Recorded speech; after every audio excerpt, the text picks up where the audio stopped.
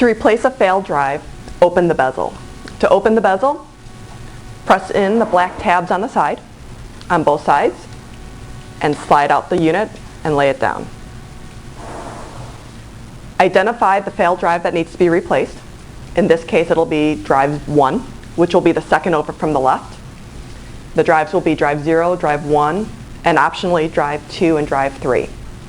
To remove the failed drive, press in the blue tab to release the black handle.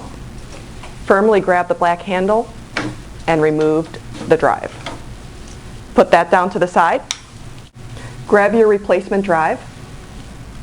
Again, open the handle by pressing the blue button in, firmly grabbing it, slide it into the slot. Make sure it's all the way in, and then close and snap the handle. You can replace the bezel by lifting it back up into place and sliding and snapping it in.